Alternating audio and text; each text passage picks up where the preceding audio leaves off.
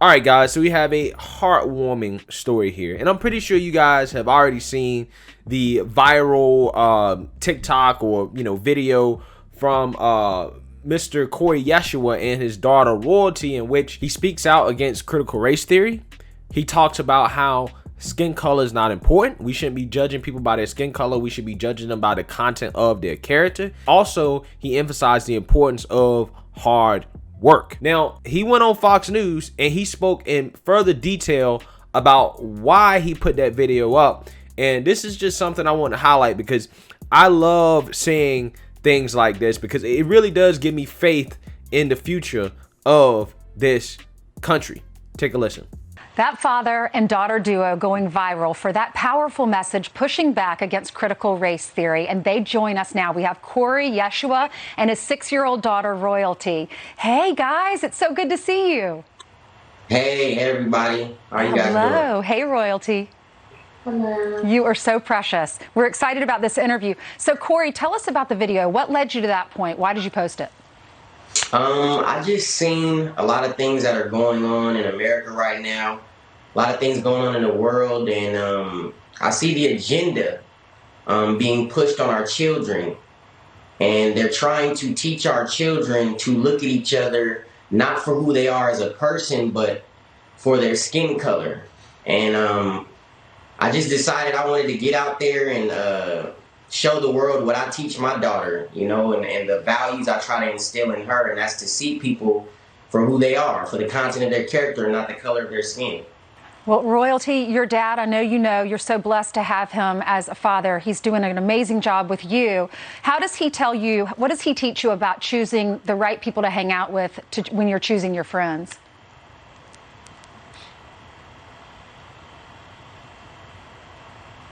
Their skin color, it doesn't matter of their skin color.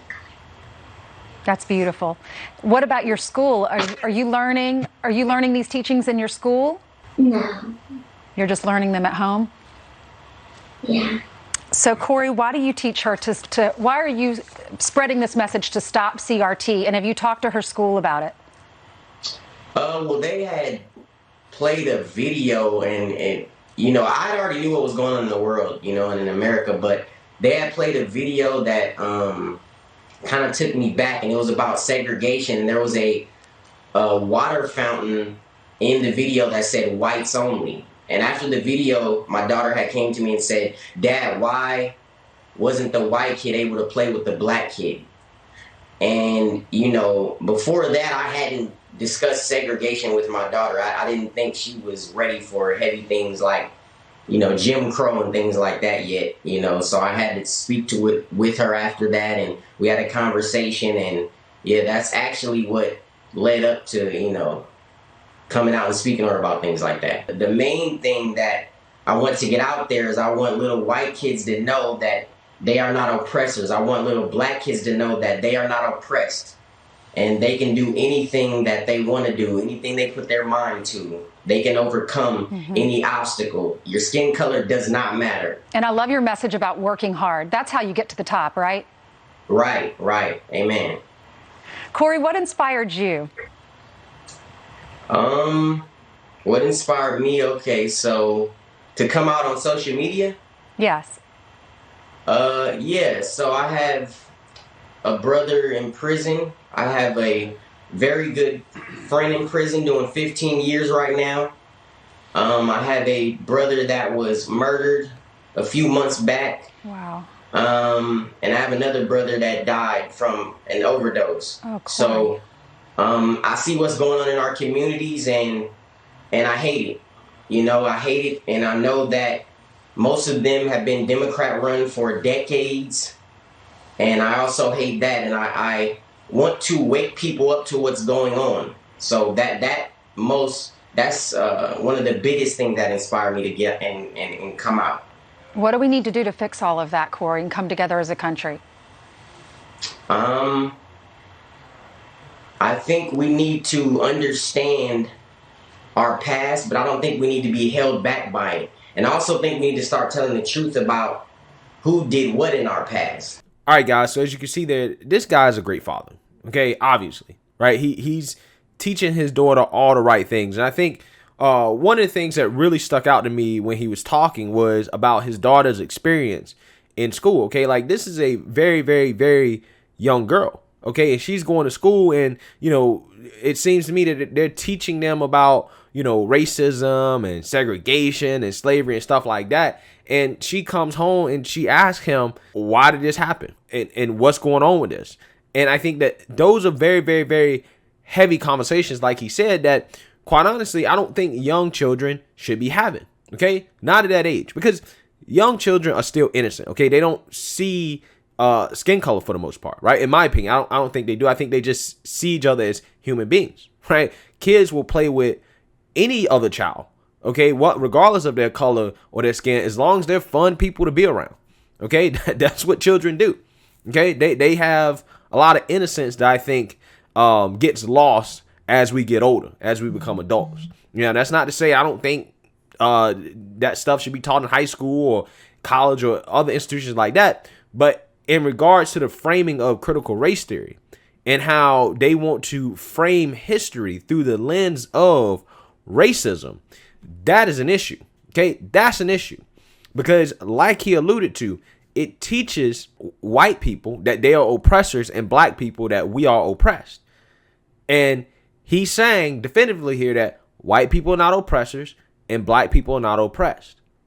And it's funny because the woke revolutionaries and the left, for as much as they're so anti-white supremacists, their whole talking point about white people being oppressors and black people being oppressed, in my opinion, that sounds like something that white supremacists would think. Okay, that's what they would think, right? That they are better than black people and that they ultimately have control over black people. Okay, that's how white supremacists would think. Okay, I love the fact that he just straight up came out and stated that, because that is something that, again, young kids should not be thinking when they're young, that the person next to them, because they're a different skin color, is better than them or has better opportunities in life than them. And like I've always say when I'm talking about this stuff, is that if you tell people from a young age that they can't succeed because of their skin color or something like that, then why would they even try? Right? There's no need for them to try. But if you tell kids that you can succeed no matter what your skin color is, as long as you work hard, okay, you work smart and you take risks. That's also a part of it. A lot of people don't mention the work smart and the take risk part, but that's a huge part of it. As long as you do those three things, more likely than not, you're going to be successful. Shoot for the stars, land on the moon. Okay, that's the mentality that you have to have. And it all starts up here. It all starts in your head. Okay, and this is why I have such a huge problem with critical race theory, is because it is putting a toxic ideology in the minds of our youngest and brightest. Okay, for all these people that want to fight white supremacy, they want to fight racism, they're literally doing the opposite of what you should actually be doing if you want to fight that. What you actually should be doing is you should be instilling in the minds of young people that they can achieve whatever they want in life, no matter what, as long as they, again, work hard, work smart, and take risks. Okay, that's what you should be doing. And because of that, there's no doubt in my mind. There's no doubt in my mind that this young girl is going to grow up to be very, very, very successful. Okay, she's going to be very successful. She's going to be at the top of her field. No doubt in my mind. Because she has that mentality early. That's something she's been instilled. And that's where it starts. This is the importance of having strong fathers. This is why you have to put the man back as the head of the household if you want to make the black community better. And anybody else talking about anything different, like Black Lives Matter, all these civil rights leaders, they're not actually talking about real solutions. They're not actually trying to solve the problem. The problem needs to be solved through men, right? A lot of people don't want to hear that. A lot of people don't like hearing it, but that's the truth. It starts with the man, okay? Men teaching their daughters things like this. Men teaching their sons how to treat their daughters and how to be men. It's very simple. It's a tried and true formula. Okay, we know it works. Okay, tried and true formula. Strong family values.